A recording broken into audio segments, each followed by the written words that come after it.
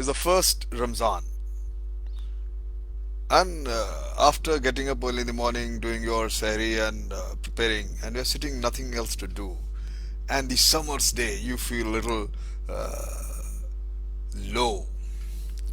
And that reminded me an incident happened with me sometime long ago in 2006. It was I was to take over an NCC unit located at a remote coastal town of Andhra Pradesh called Machilipatnam.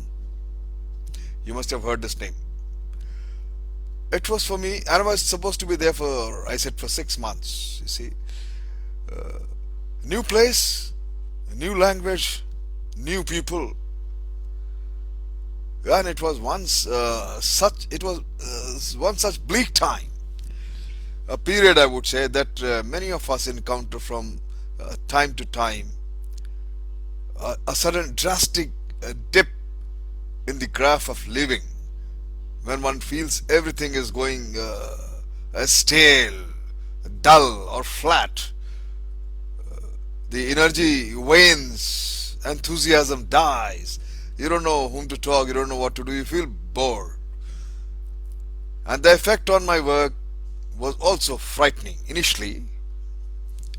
And every day, as usual, I used to go for morning walk. There, I met an elderly person, a local,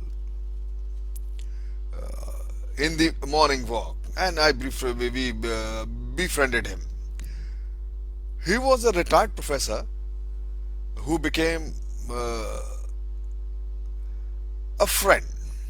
He could talk to me at least in English.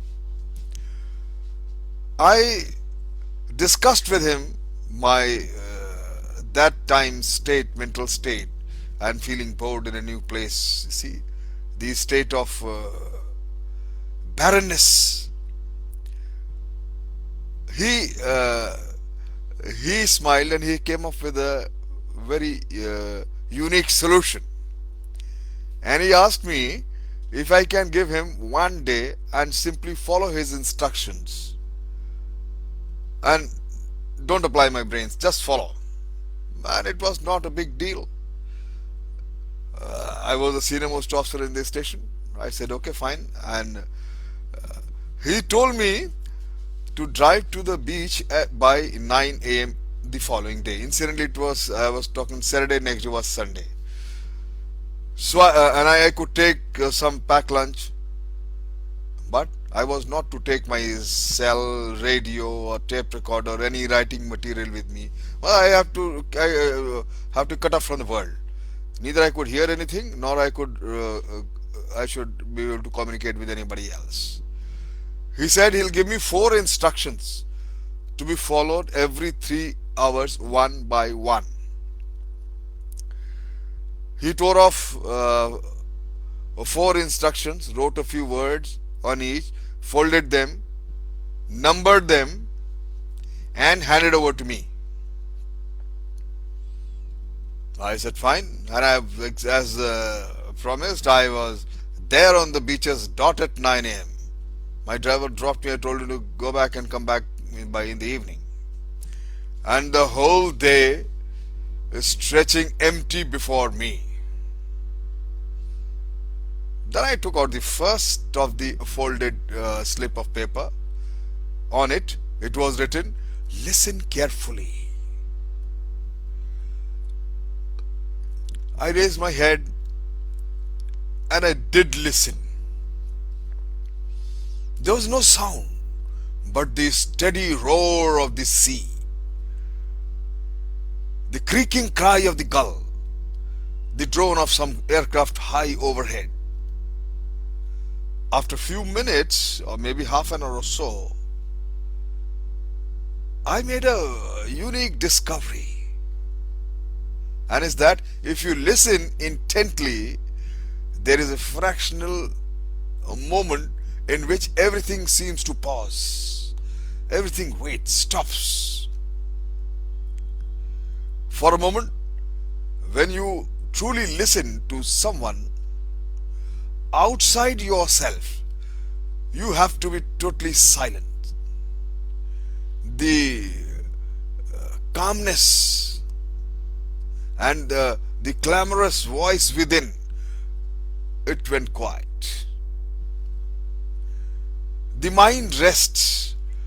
I listened again to the deep growl of the sea. I was told, instruction was to listen, simply listen. I found myself thinking about the immensity of it, the stupendous rhythms of it. Sitting there, I realized I was thinking of things bigger than myself, and there was relief in that. My friend, I realized silence is the element in which great things fashion themselves. I sat there for some more time, listening to the seas, the tides coming and going. I was sitting half amused, half exasperated, and then I opened the second instruction. It read, try reaching back. Know what it meant? Basically remembering all the happy moments I was supposed to reach, whatever I can think of since my recollect and recall all the good times spent. I was supposed to reach for the wealth of happiness that lay half forgotten. Oh wow. Piece by piece, I rebuilt it, clear and unchanged under the transparent varnish of time. Oh wow. So much of happiness, so much of good times with my parents, with my brothers, sisters, friends, colleagues, strangers. Amazing. I realized the second factor which came to my mind, that happy people are usually very, very confident people. Across all the years I remembered this and knew from the sudden glow of warmth that no kindness is ever really wasted. Or kindness can never be completely lost. This time, when I opened the third instruction, it was written, re-examine your motives. My first reaction was purely defensive. There is nothing wrong with my motives. I said to myself, I want to be successful. Who doesn't? I want certain amount of recognition, but so does everybody. I want more security than I have got, and why not? Maybe said a small voice somewhere inside my head, that those motives aren't good enough. Maybe that's the reasons the wheels have stopped going around. I picked up the handful of sand and let it stream between my fingers. In the past, whenever my work went well, there had always been something spontaneous about it, something uncontrived, something free.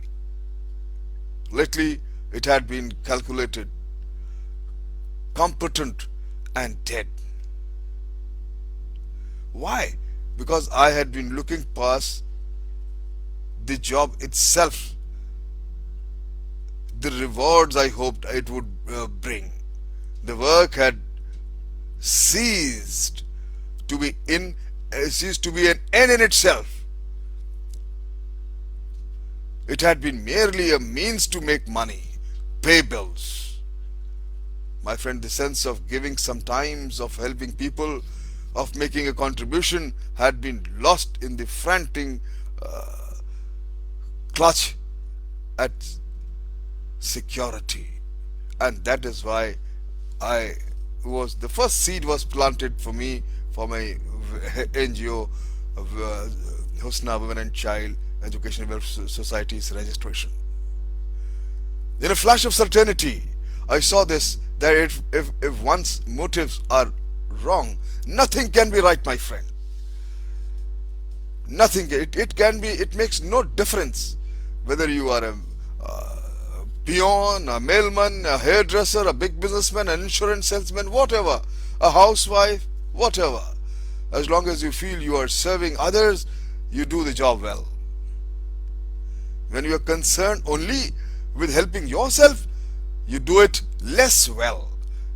And this is the law, as inexorable as gravity. It doesn't change, it remains all times.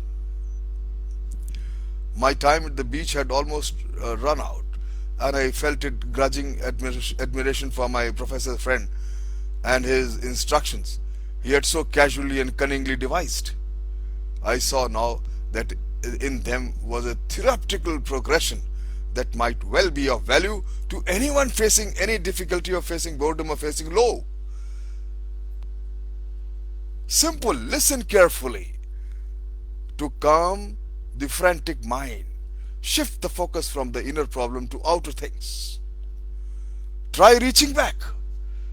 Since the human mind can hold but one idea at a time, you blot out present worry when you touch the happiness of the past. Try it. Re-examine your motives. This was the hardcore of the treatment. This challenge to reappraise, to bring one's motives into alignment with one's capabilities and conscience. But the mind must be clear and receptive to do this. Hence, the 6 hours of quiet that went before. The western sky was blaze of crimson as I took out the last slip of instruction. 6 words this time. I walked slowly out of the beach. A few yards below high water mark, I stopped and read the words again. It was written, "Write your worries on the sand." I let the paper blow away in the wind, reached down and picked up a fragment of shell. Kneeling there under the vault of the sky, I wrote several words on the sand, one above the other. Then I walked away and I did not look back. I had written my troubles, my worries, my anxieties on the sand, and the tide was coming in, my friend. This is the best way to finding yourself again. I wish you all a happy Ramzan. Thank you very much.